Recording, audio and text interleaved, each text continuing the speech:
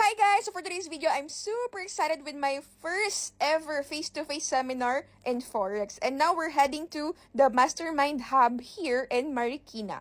And I'm super excited with my first 10 students because finally we are meeting each other kasi for the longest time we've been meeting via Telegram. And now I will be able to, of course, teach them face-to-face. This seminar is super perfect for those people who want to learn from the basic because I'm teaching the basic foundation of Forex. And alam nyo ba, sobrang importante na kailangan muna solid yung inyong basic foundation sa Forex before you start. And tinuturo ko rin dito, of course, yung mga basic terminology. So we will have the same language whenever we speak about Forex. And here, you will understand ano ba yung mga lot size, ano ba yung mga pips, ano yung leverage, stop loss, take profit, at kung ano-ano pang mga terminologies here in Forex. And then, ang stop loss ko is nasa 30 pips.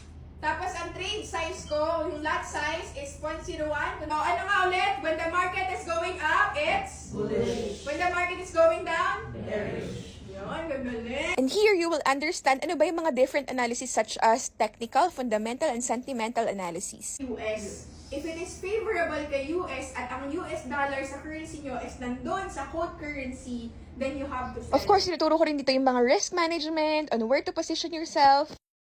Pag nagbago yung sentiment ng mga investors, the economy will definitely change and then it could go up or it could go down. Depende kung gano'n sila nakatutuwa doon sa nangyari sa election. If they're not happy with the president, then there's a chance na parang yung mga ibang investor, hindi na sila komportable na mag-invest. And of course, mawawala ba naman yung kainan? Buti na lang nandyan si Nadine's Cuisine na grabe, napakasarap. We actually ordered for 7 packs only, pero it seems sobrang dami. We ordered cordon bleu, buttered baby potato chorizo, as well as beef penne bolognese.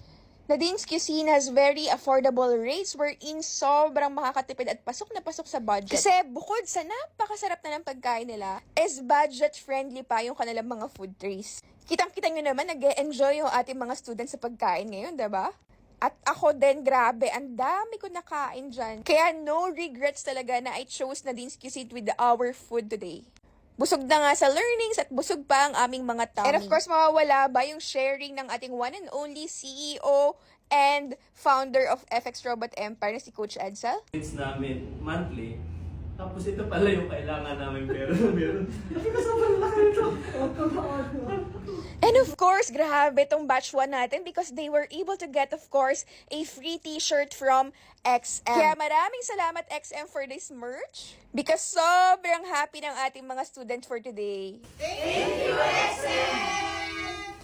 And that's it for today. Grabe, sobrang kulang yung 3 oras. But clearly, sobrang dami natutunan ng ating mga student today. And I'm super excited sa mga next batches natin na matuto ng Forex trading, of course. Congratulations, Ashwa!